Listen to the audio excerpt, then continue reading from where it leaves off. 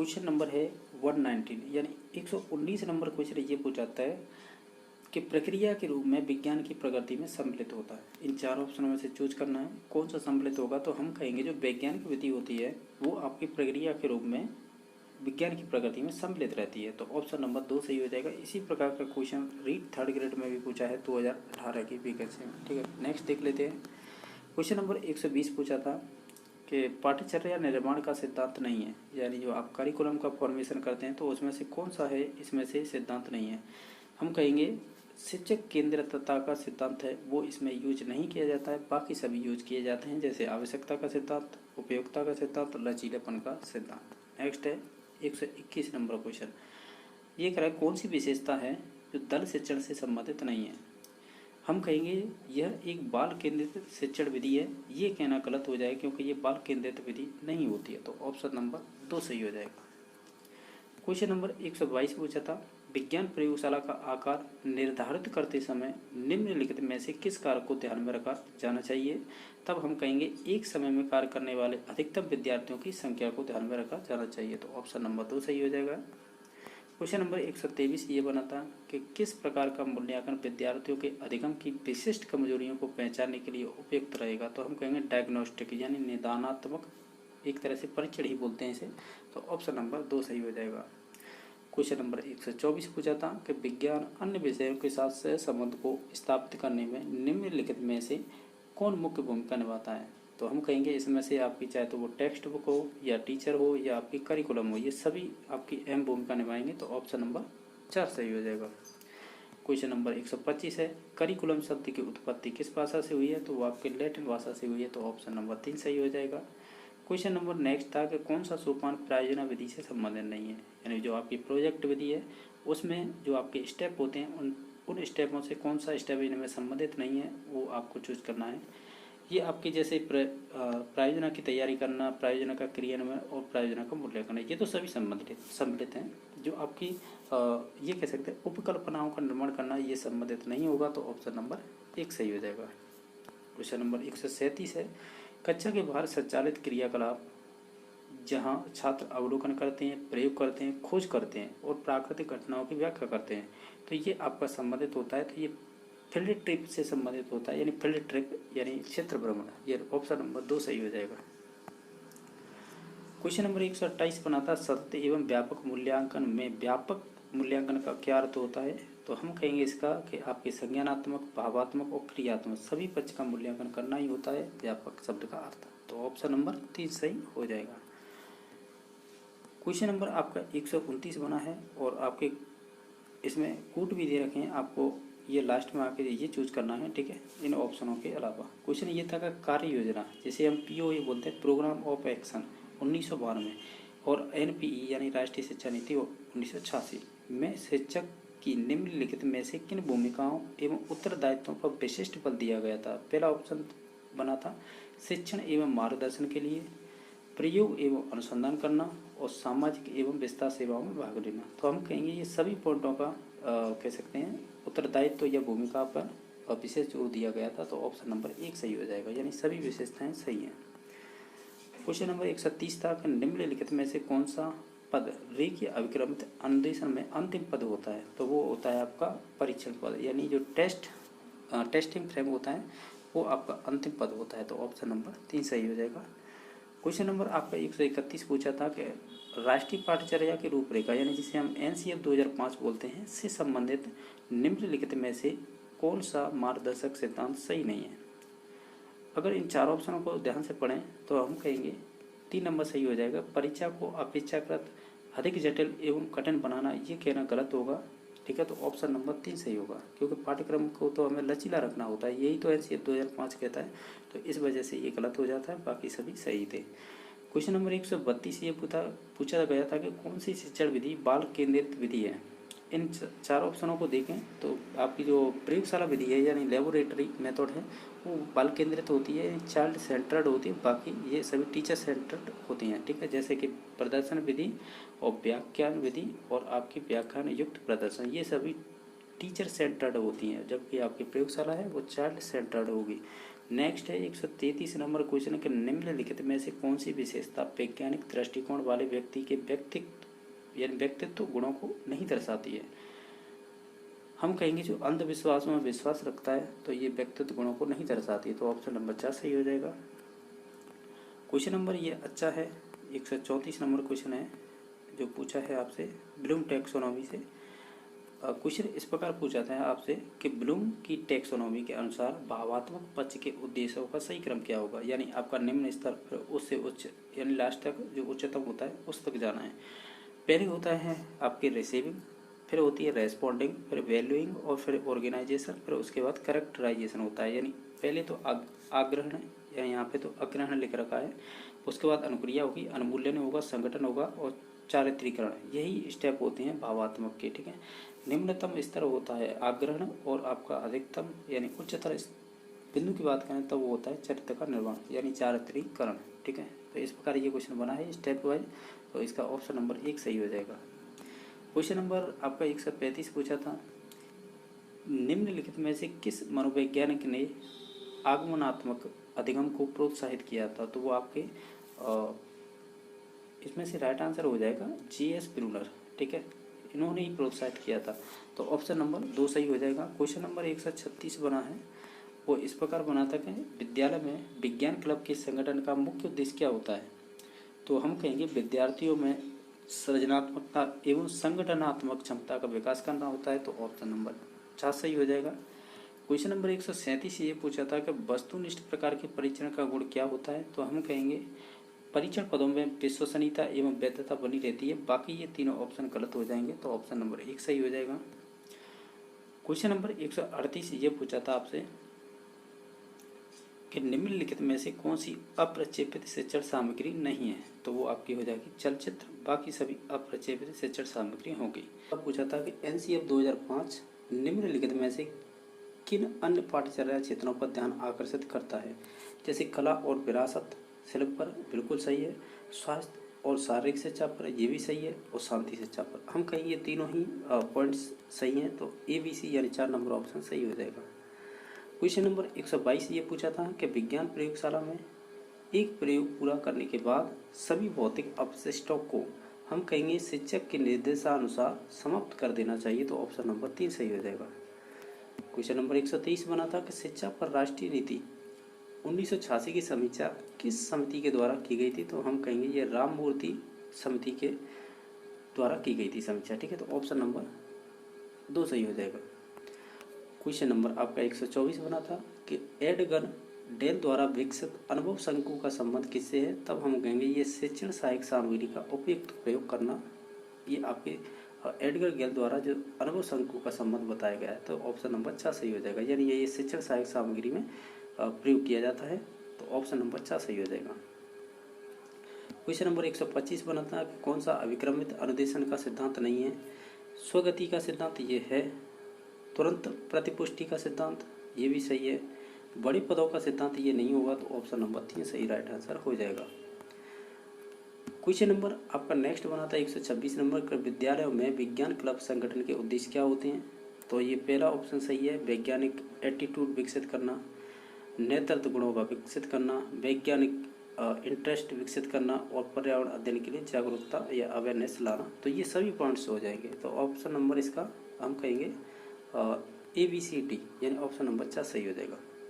Question number next है सतत एवं व्यापक मूल्यांकन यानी जैसे CCE के शैक्षिक क्षेत्रों में शामिल क्या क्या होता है वो बताना है, तो ऑप्शन इस प्रकार हैं, आपके ऑप्शन इस प्रकार भी दे रखे हैं जो देखते हैं हम कि जीवन कौशल, कार्य शिक्षा, दृश्य एवं प्रदर्शन कला, अभिवृत्ति एवं मूल्य। हम कहेंगे ये शैक्षिक में सभी चीज़ आ जाएंगी, चाहे वो जीवन कौशल हो, कार्य शिक्षा हो, दृश्य एवं प्रदर्शन हो या आपका अभिवृत्ति मूल्य हो, तो हम कहेंगे ABCD यानी ऑप्शन नंबर इसका 2 सही हो जाएगा। क्वेश्चन नंबर नेक्स्ट है 128वां कि कौन सा पाठ्यचर्या का संगठन का सिद्धांत नहीं है, ये वाला, यानी हम कहेंगे पाठ्यचर्या संगठन का सिद्धांत नहीं है, तो हम कहेंगे इसमें से अध्यापक केंद्रता का सिद्धांत ये नहीं होगा, बाकी सभी हो जाएंगे। क्वेश्चन 29 नंबर इस प्रकार है कि निम्नांकित में से कौन सी शिक्षण व्यूह रचना जनतंत्रात्मक है, तो इसमें से जो आपकी पहला ऑप्शन हो जाएगा, यानी जो आपकी परियोजना व्यू रचना है ना, वो आपकी एक जनतंत्रात्मक हो जाएगी। तो ऑप्शन नंबर 1 सही हो जाएगा। आपका क्वेश्चन नंबर 130 है कि निम्नलिखित में से कौन सी विज्ञान शिक्षण में निर्मितवाद उपागम की सर्वाधिक उपयुक्त विशेषता होगी।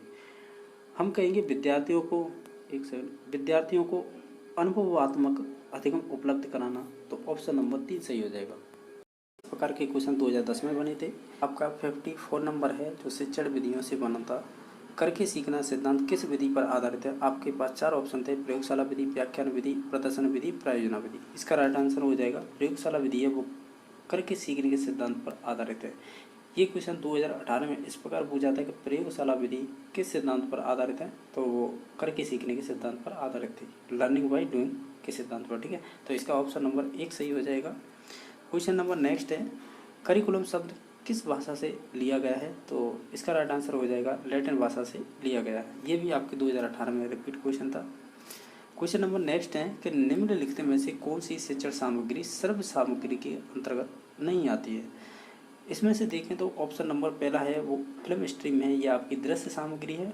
बाकी सभी ऑप्शन है वो श्रव्य सामग्री के अंतर्गत आते हैं।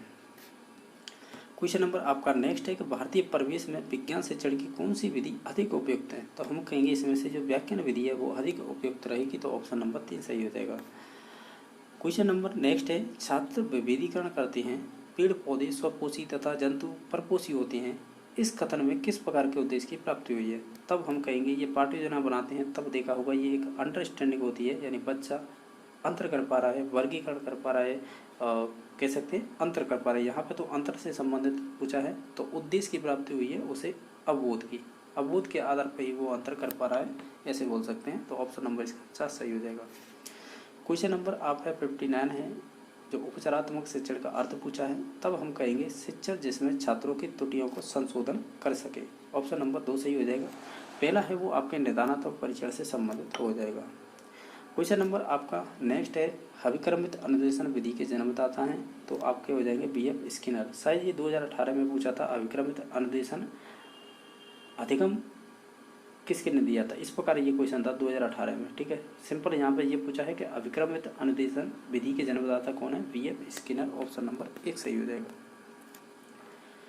क्वेश्चन नंबर आपका 61 बना था, जैसा कि आप देख पा रहे होंगे, नैदानिक परीक्षण की आवश्यकता पड़ती है, क्यों पड़ती है।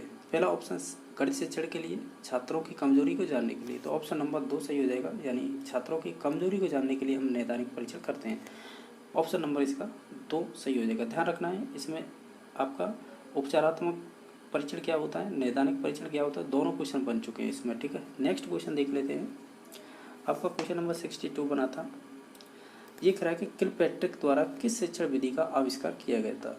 तो किलपैट्रिक के द्वारा आपकी प्रायोजना विधि है, जिसे हम प्रोजेक्ट मेथड बोलते हैं, इसका आविष्कार किया गया था। तो ऑप्शन नंबर 2 सही हो जाएगा। क्वेश्चन नंबर नेक्स्ट है कि प्रत्येक इकाई के साथ मूल्यांकन करने को क्या कहेंगे आप। तब हम कहेंगे ये आपका एक सतत मूल्यांकन होगा। तो ऑप्शन नंबर 3 सही हो जाएगा। क्वेश्चन नंबर नेक्स्ट है 64 नंबर, वैज्ञानिक विधि की प्रमुख विशेषता क्या होती है। और ये 4 ऑप्शन थे। हम कहेंगे समस्या को वैज्ञानिक ढंग से हल करें, ये आपकी वैज्ञानिक विधि का प्रमुख विशेषता हो जाएगी। तो ऑप्शन नंबर इसका 4 सही हो जाएगा। क्वेश्चन नंबर नेक्स्ट है, ये आपके स्टेटमेंट से संबंधित पूछा है।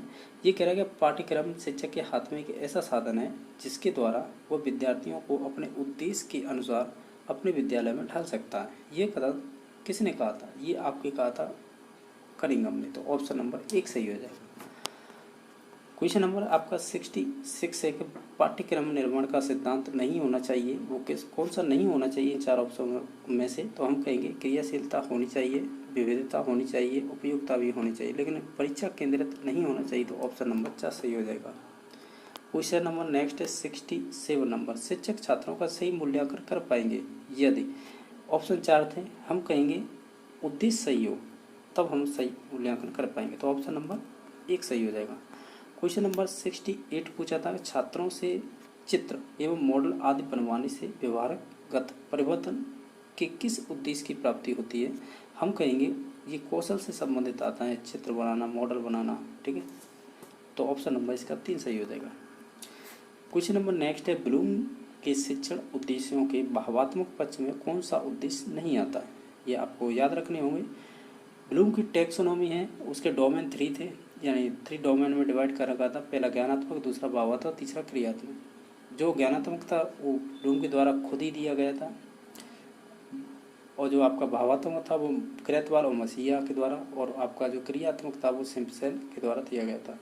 आपसे पूछा है भावात्मक पक्ष में कौन सा उद्देश्य नहीं आता है, हम कहेंगे ये अनुक्रिया है, ये नहीं आएगी। उसके अलावा सभी ऑप्शन है ये आपके भावात्मक पक्ष से संबंधित हो जाएंगे। क्वेश्चन नंबर आपका 70 है, जैसा कि आप देख पा रहे होंगे। क्वेश्चन ये बना है कि अध्यापन हेतु किसी विधि का चयन करते समय विद्यार्थियों की दृष्टि से जो सर्वाधिक महत्वपूर्ण बिंदु ध्यान में रखना आवश्यक है वो कौन सा है। हम कहेंगे बच्चों की रुचि और उत्साह, ये रखना आवश्यक होंगे सभी बिंदुओं को महत्वपूर्ण मानते हुए। ठीक है, तो ऑप्शन नंबर 3 सही हो जाएगा। 71 नंबर बना है, भ्रमण द्वारा शिक्षा का अर्थ क्या है। तो भ्रमण द्वारा शिक्षा का अर्थ होता है, हम कहेंगे प्रत्यक्ष रूप से हम अनुभव करते हैं उसे बोलेंगे भ्रमण द्वारा शिक्षा का अर्थ। तो ऑप्शन नंबर इसका क्या हो जाएगा, 3 सही हो जाएगा। क्वेश्चन नंबर नेक्स्ट है जो है आपका 72 नंबर क्वेश्चन। पाठ्य योजना के 5 सोपान होते हैं, इसे प्रतिपादित करने वाले शिक्षा शास्त्री कौन है। तो वो हो जाएंगे हर्बर्ट। ऑप्शन नंबर 1 सही हो जाएगा। क्वेश्चन नंबर 73 तक उपकरण जिसके द्वारा विषय वस्तु संबंधी स्रोत अथवा चित्र को बड़े आकार में प्रस्तुत किया जा सके कहलाता है, हम कहेंगे उसे एपिडाइस्कोप। तो ऑप्शन नंबर 4 सही हो जाएगा। और जैसा कि आप देख पा रहे होंगे ये आपके आरपीएससी के द्वारा संस्कृत विभाग में आरपीएससी सेकंड ग्रेड का क्वेश्चन पेपर है ये, जो आपका 18 फरवरी 2019 को ये पेपर हुआ था। ये आपका साइंस जिनका बैकग्राउंड रहा है उनसे संबंधित है, सेकंड ग्रेड का क्वेश्चन पेपर है ये। इसमें हम केवल साइंस की जो टीचिंग मेथड किस प्रकार की पूछी गई थी आपके संस्कृत विभाग में, हम केवल वही देख रहे हैं। ठीक है, जिसमें से क्वेश्चन नंबर 104 है, जैसा आप देख पा रहे होंगे। जो पहला क्वेश्चन बना है वो इस प्रकार पूछा गया था, आरसीईएम प्रणाली द्वारा उद्देश्यों के वर्गीकरण में निम्नलिखित में से कौन सा घटक सम्मिलित नहीं है। इसमें से जैसे ऑप्शन दे रखे थे बोध, अनुप्रयोग, सृजनात्मकता और कौशल। इसका राइट आंसर हो जाएगा कौशल, यानी कौशल इसमें सम्मिलित नहीं होता है वर्गीकरण में, बाकी सभी ऑप्शन आ जाएंगे। क्वेश्चन नंबर 105 पूछा था कि कौन सा कथन है जो क्षेत्र भ्रमण में अनुवर्तन से सीधा संबंधित नहीं होता है। तो हम कहेंगे विद्यार्थी द्वारा अभिक्रमित अधिगम सामग्री विकसित करना, ये आपका क्षेत्र भ्रमण में अनुवर्तन से संबंधित नहीं होगा। तो ऑप्शन नंबर पहला सही हो जाएगा। क्वेश्चन नंबर 106 है, इसमें पूछा था कि कौन सा घटक है जो भावात्मक पक्ष के अंतर्गत नहीं आता है। तब हम इन चारों में से कहेंगे जो स्वाभाविकीकरण है, यानी स्वाभाविकीकरण है, ये ऑप्शन नंबर 3 है, करेक्ट आंसर हो जाएगा, जो भावात्मक पक्ष से संबंधित नहीं रखता है। क्वेश्चन नंबर 107 है कि विज्ञान प्रयोगशाला में संग्रहित जीवों का परिरक्षण निम्नलिखित में से किस रसायन के द्वारा किया जाता है। तो वो आपका किया जाएगा फॉर्मलिन। ऑप्शन नंबर 4 सही हो जाएगा। क्वेश्चन नंबर आपका 108 है, आपको सूची फर्स्ट और सेकंड दे रखी है, इसके बाद आपको कोड दे रखे हैं, आपको बताना है इसमें से कौन सा सही राइट आंसर होगा। हम कहेंगे जो प्रोजेक्ट मेथड है ये आपके किलपैट्रिक से संबंधित है, तो हम कहेंगे पहले का तीसरा मिलान कर लेंगे। सेकंड है रेखीय अभिक्रमित अनुदेशन, जो आपके बीएफ स्किनर से संबंधित हो जाएगा। शाखा अभिक्रमित अनुदेशन, ये आपका नॉर्मन एवं क्राउडो से संबंधित हो जाएगा। आपका नेक्स्ट है ह्यूरिस्टिक विधि, ये आपकी एच.ई. आर्मस्ट्रॉन्ग से संबंधित हो जाएगी। अगर इनके कोड की बात की जाए तो कोड नंबर 2 सही हो जाएगा, यानी पहले का तीसरा होगा। तो पहले का तीसरा किस में है, तो 3 नंबर ऑप्शन सही होगा फिर, यानी पहले का तीसरा, दूसरे का दूसरा और तीसरे का चौथा और चौथे का पहला, इस प्रकार होगा। ठीक है, आप देख लेना मिलान मैंने सही किया है। प्रोजेक्ट मेथड है ये आपकी किलपैट्रिक से संबंधित हो जाएगी। रेखीय अभिक्रमित अनुदेशन है वो आपके बीएफ स्किनर से संबंधित हो जाएगा। साथ हो जाएगा नॉर्मल एवं क्राउडर से। बाकी ह्यूरिस्टिक विधि है वो आपके आर्मस्ट्रॉन्ग से संबंधित हो जाएगी। इसी प्रकार ये 3 नंबर ऑप्शन हो जाएगा। क्वेश्चन नंबर आपका 109 बना था कि भावात्मक पक्ष से संबंधित शैक्षिक उद्देश्यों का वर्गीकरण किसने किया था। वो क्रेतवाल एवं अन्य हैं। अगर इसे देखा जाए तो हम ये भी बोल देते क्रेतवाल एवं मसीहा। ठीक है, अन्य का मतलब मसीहा से ही संबंध होगा, और भी इनके साथ जो भी मनोवैज्ञानिक रहे हो। क्वेश्चन नंबर नेक्स्ट है 110, निम्नलिखित में से कौन सा शैक्षिक उद्देश्यों के क्रियात्मक पक्ष का अंतिम वर्ग है। यदि इन्हें निम्न स्तर से उच्च स्तर की ओर जमाएं तो जो उच्च स्तर पर क्या आएगा। तब हम कहेंगे ये आएगा आपका स्वाभाविकीकरण, यानी स्वाभाविकीकरण है वो क्रियात्मक पक्ष का अंतिम वर्ग होगा, यानी उच्चतम माना जाएगा। ठीक है, ये ध्यान रखना है। तो ऑप्शन नंबर इसका एक ही सही हो जाएगा। कौन सी विधि है जो बाल केंद्रित विधि नहीं है? इन चार ऑप्शनों में से बताएंगे। जो आपकी प्रदर्शन विधि है वो आपकी संबंधित नहीं होगी बाल केंद्रित, बाकी जैसे प्रोजेक्ट मेथड है, समस्या समाधान विधि है, प्रयोगशाला विधि, सभी ये कैसी है? बाल केंद्रित विधि है। क्वेश्चन नंबर 112वां बनाता कि सतत एवं व्यापक मूल्यांकन में व्यापक का अर्थ क्या होता है? तब हम कहेंगे जो विद्यार्थियों के विद्यालय एवं महाविद्यालय पक्ष के समग्र बाल व्यक्तित्व विकास का मूल्यांकन करना ही आपका व्यापक का अर्थ होता है। क्वेश्चन नंबर 113 बना था, प्रोजेक्ट एक उद्देश्यपूर्ण कार्य है जिसे लगन के साथ सामाजिक वातावरण में किया जाता है। प्रोजेक्ट की उपरोक्त परिभाषा किसने दी थी? तो ये आपकी किलपैक्ट से संबंधित है। तो ऑप्शन नंबर 2 सही हो जाएगा। क्वेश्चन नंबर नेक्स्ट था कि हार्वर्ड की पंचपदी पाठ्य योजना प्रणाली में निम्नलिखित में से कौन सा पद नहीं है? हम कहेंगे आपका इसमें से हो जाएगा 3 नंबर ऑप्शन हो जाएगा विशिष्टीकरण, यानी हम कहेंगे हार्वर्ड की जो पंचपदी प्रणाली है उसमें से विशिष्टीकरण नहीं है उस 5 स्टेपों में, ये बोल सकते हैं। तो ऑप्शन नंबर 3 सही हो जाएगा। क्वेश्चन नंबर 115 था कि एक अच्छे परीक्षण का मानदंड नहीं होता है और नहीं है, इनमें से चारों में से चूज करना है। विश्वसनीयता होती है, वैधता होती है, वस्तुनिष्ठता, लेकिन व्यक्तिपरकता नहीं होती है। तो ऑप्शन नंबर 3 सही हो जाएगा। क्वेश्चन नंबर 116 ये बना था विज्ञान की प्रकृति को सर्वोत्तम रूप से स्पष्ट किया जा सकता है, तब हम कहेंगे उत्पाद एवं प्रक्रिया के द्वारा। तो ऑप्शन नंबर 1 सही हो जाएगा। क्वेश्चन नंबर आपका 117 बना था, ये पूछा गया था कि NCF 2005 है उसके द्वारा जो मार्गदर्शक सिद्धांत हैं उनमें से कौन सा नहीं है वो बताना था, यानी NCF 2005 से संबंधित नहीं है। सिंपल सा ये था। पहला ऑप्शन NCF 2005 इस बात को कहता है। सेकंड ऑप्शन है ये भी NCF 2005 कहता है। आपका तीसरा ऑप्शन है ये भी NCF 2005 कहता है, लेकिन जो अंतर्राष्ट्रीय पाठ्यचर्या की तुलना करना ये NCF 2005 नहीं कहता है। तो ऑप्शन नंबर 4 सही हो जाएगा। क्वेश्चन नंबर नेक्स्ट जो 118 पे बना है, ये स्टेटमेंट है, ये बताना है किससे संबंधित है। ये कह रहा है कि विज्ञान का अर्थ केवल मात्र पर्सनली देखने तथा कुछ बड़ा या छोटा बनाने के लिए इसको या उसको मिलाना ही नहीं है, अपितु वैज्ञानिक विधि के अनुसार हमारे मस्तिष्क को प्रशिक्षण देना ही विज्ञान है। यह कथन किसके द्वारा कहा गया है? तो ये आपके पंडित जवाहरलाल नेहरू के द्वारा। तो ऑप्शन नंबर 3 सही हो जाएगा। ये बताना है यहाँ पे कि इकाई योजना के अंतर्गत या इकाई योजना में निम्नलिखित पदों को सही अनुक्रम में व्यवस्थित कीजिए। आपको बताना है इनका क्रम क्या होगा इकाई योजना में। तो हम कहेंगे पहले तो आपकी विषय वस्तु का विश्लेषण करेंगे, ये पहले नंबर पे आई जाएगी, यानी हम ये कह सकते हैं डी।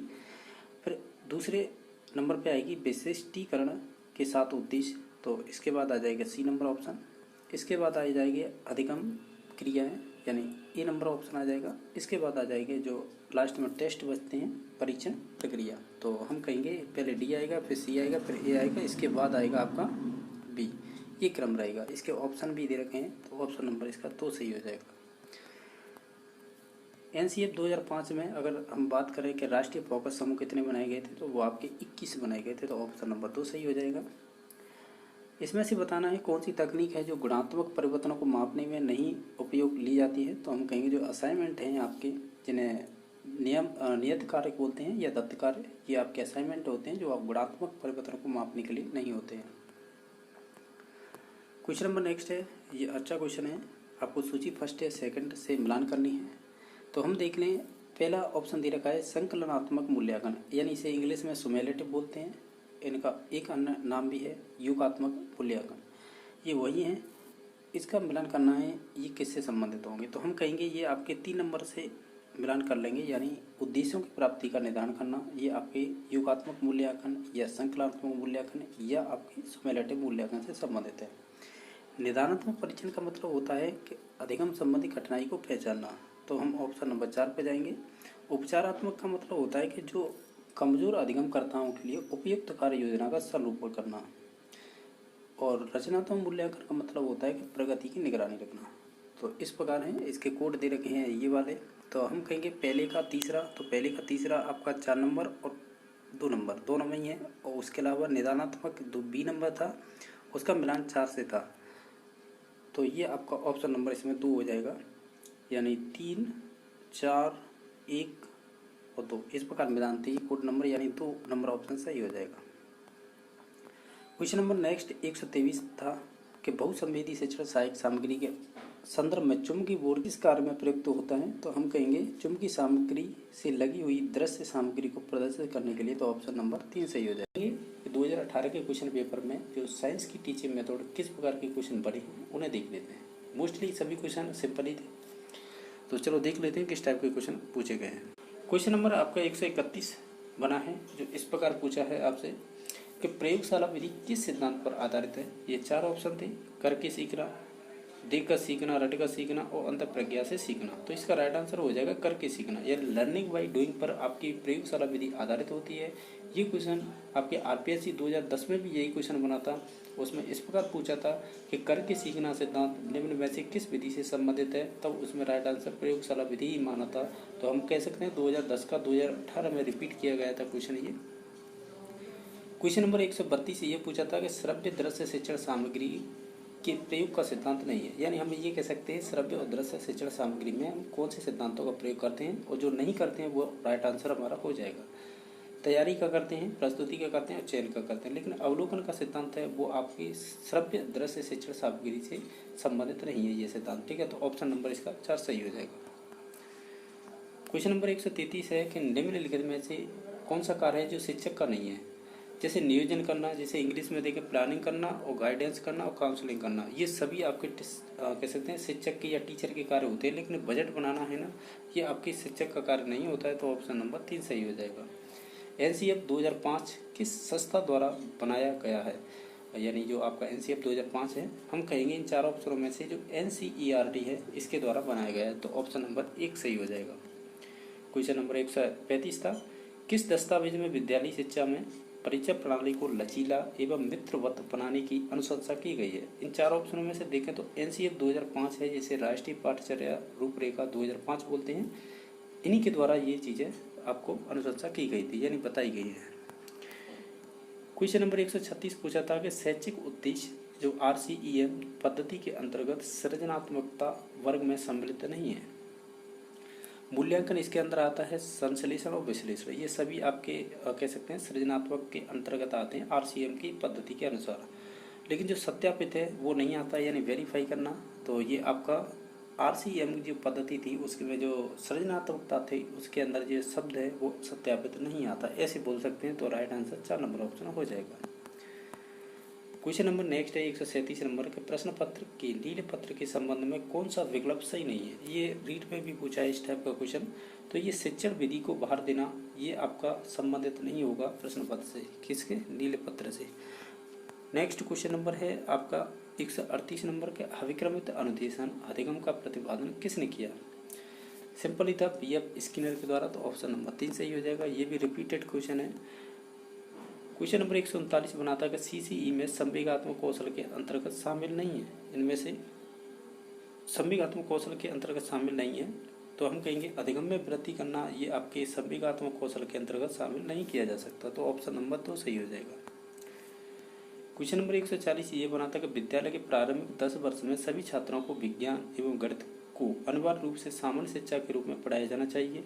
ये किसका सुझाव है। तो ये आपके कोठारी आयोग का सुझाव था। तो ऑप्शन नंबर 1 सही हो जाएगा।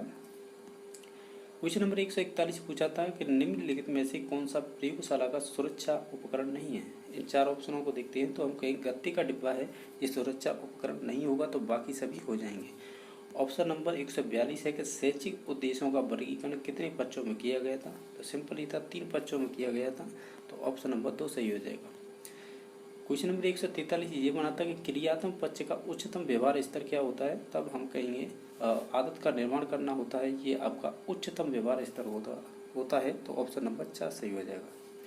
क्वेश्चन नंबर 144 ये पूछा था कि समाज में वैज्ञानिक सोच का विकास एवं अंधविश्वासों को दूर करने का विचार किसने दिया था। तो हम कहेंगे ये आपकी राष्ट्रीय शिक्षा नीति है 1986, ये उन्होंने कहा था। तो ऑप्शन नंबर 1 सही हो जाएगा। क्वेश्चन नंबर 145 ये पूछा था कि विज्ञान की प्रकृति को किस अंतक्रिया से स्पष्ट किया जा सकता है। तब हम कहेंगे ज्ञान, प्रक्रिया और समाज, यानी ऑप्शन नंबर 1 सही हो जाएगा। ये पहली बार क्वेश्चन बना है आरपीएससी में। ये कह रहा है फूस्ट का पैराडाइम किस अंतर संबंध को इंगित करता है। तो हम कहेंगे ये आपके शैक्षिक उद्देश्य और जो अधिगम अनुभव होते हैं और आपका मूल्यांकन प्रक्रिया, ये इसी से संबंधित होता है। तो ऑप्शन नंबर 2 सही हो जाएगा।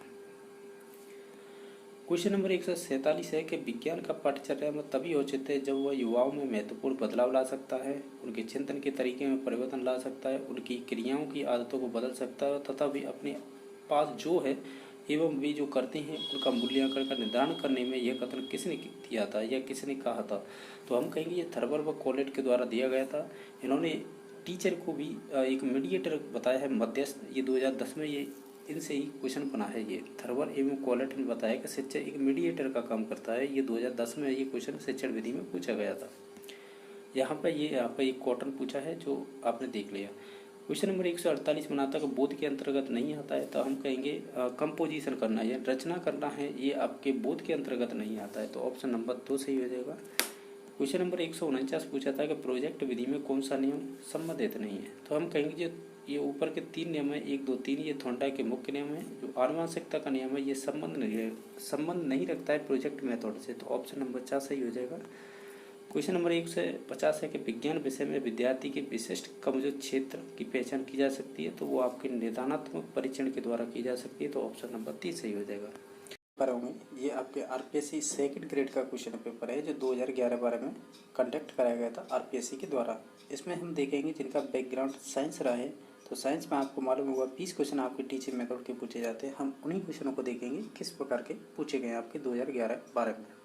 क्वेश्चन नंबर आपका 131 नंबर पूछा है, निम्न में से कौन सा उदाहरण नागरिक वैज्ञानिक साक्षरता का परिचायक है। ये 4 ऑप्शन थे जिसमें से राइट आंसर हो जाएगा आणविक शक्ति और उसका समाज हित में उपयोग, ऑप्शन नंबर 2 सही हो जाएगा। क्वेश्चन नंबर 132 बनाता है कि निम्न में से कौन सा विषय इकाई योजना के लिए उपयुक्त है। इन 4 ऑप्शनों में से देखें तो मानव शरीर के विभिन्न संस्थान हैं, ये आपका उपयुक्त ऑप्शन रहेगा, तो ऑप्शन नंबर 3 सही हो जाएगा। ये क्वेश्चन रीड किया गया था। नेक्स्ट क्वेश्चन है जैसा कि यहाँ पे दे रखा है। क्वेश्चन नंबर 134 ये पूछा था कि संक्रामक रोगों से बचाव, संतुलित भोजन एवं अशुद्ध जल को शुद्ध जल करने की विधियों से संबंधित विषय वस्तु को शामिल करना पाठ्यक्रम को प्रभावित करने वाले तत्व का संकेतक है।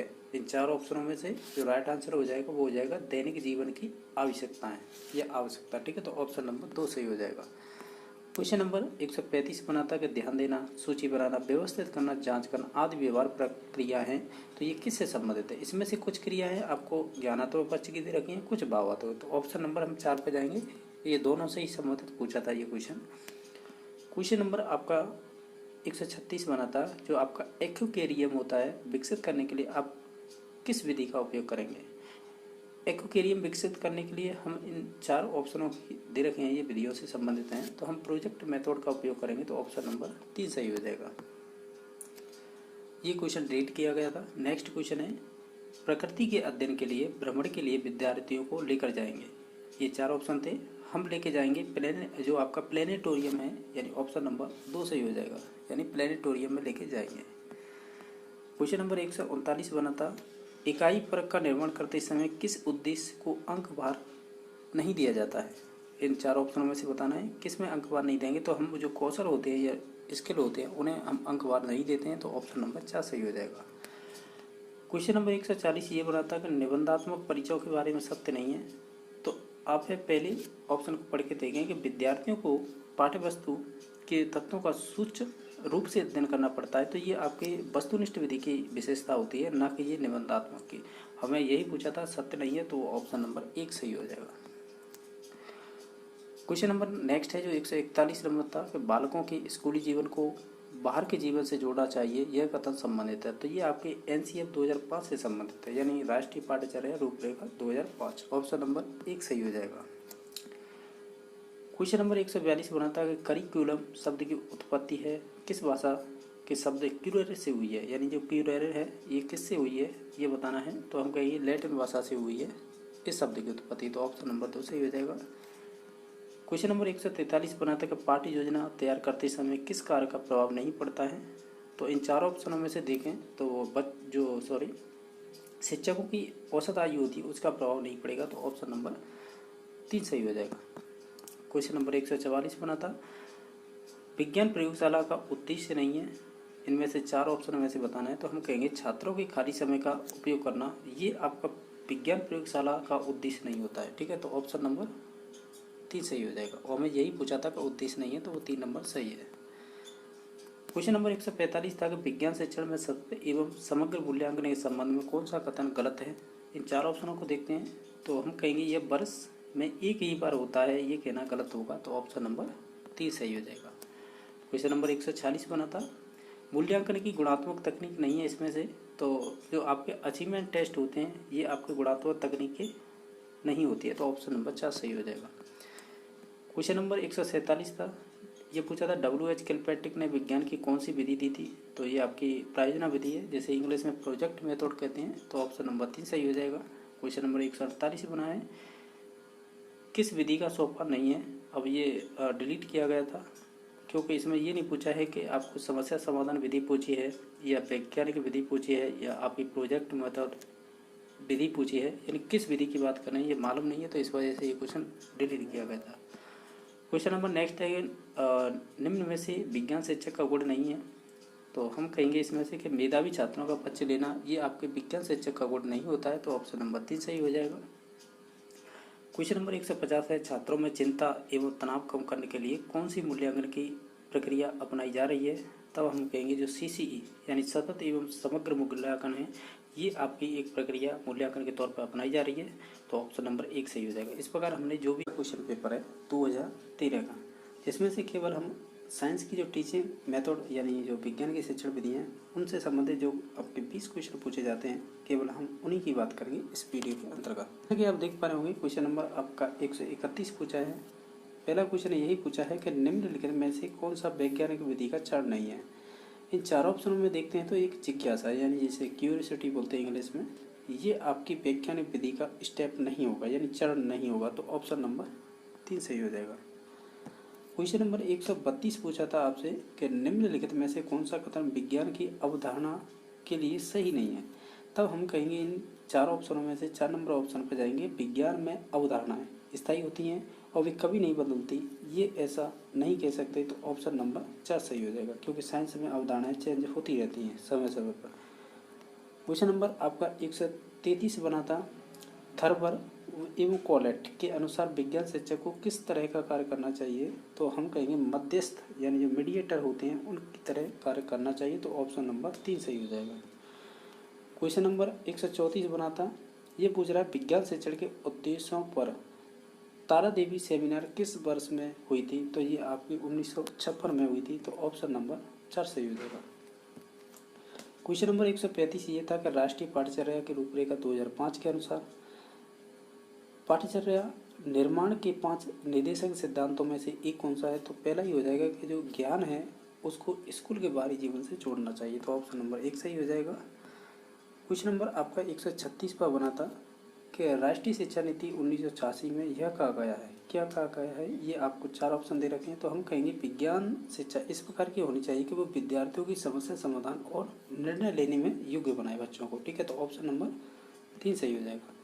क्वेश्चन नंबर 37 यानी 137 बना है कि ब्लूम द्वारा प्रस्तुत शैक्षिक उद्देश्यों के वर्गीकरण को 2001 में किसने संशोधित किया था, ये अच्छा क्वेश्चन है, ये आपके एंडरसन ने किया था, तो ऑप्शन नंबर 2 सही हो जाएगा। क्वेश्चन नंबर आपका 138 नंबर ये बनाता है कि राष्ट्रीय पाठ्यचर्या की रूपरेखा 2005 के अनुसार या के अंतर्गत कितने समूह गठित किए गए थे, तो वो आपके 21 समूह गठित किए गए थे जिन्हें हम फोकस समूह भी बोलते हैं, तो ऑप्शन नंबर 3 सही हो जाएगा। क्वेश्चन नंबर 139 बना था, ये कह रहा है कि शिक्षण प्रक्रम 3 अवयव होते हैं, यानी जो आपके शिक्षण प्रक्रम के 3 अवयव कौन से होते हैं, तो हम कहेंगे एक तो करिकुलम होता है और स्टूडेंट होंगे और साथ में शिक्षक होगा, तो यही ऑप्शन हो जाएगा right 2 number option.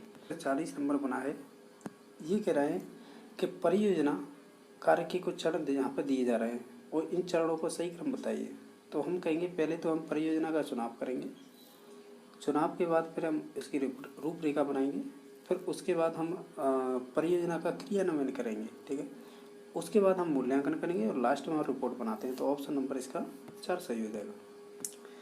Next question number है आपका 141 नंबर जो बना है सकमेन का परीक्षा मॉडल है, तो सकमेन का जो परीक्षा मॉडल है वो आपका इंडक्टिव है यानी आगमनात्मक है, तो ऑप्शन नंबर 2 सही हो जाएगा। क्वेश्चन नंबर आपका नेक्स्ट 142 बना है, जो स्टेटमेंट पूछा है कि विज्ञान को सीखना, विज्ञान को करना, विज्ञान सिखाने का कोई और तरीका नहीं है, ये कथन किससे संबंधित है, हम कहेंगे ये आपके U.R. राव से संबंधित है, यानी ऑप्शन नंबर 2 से।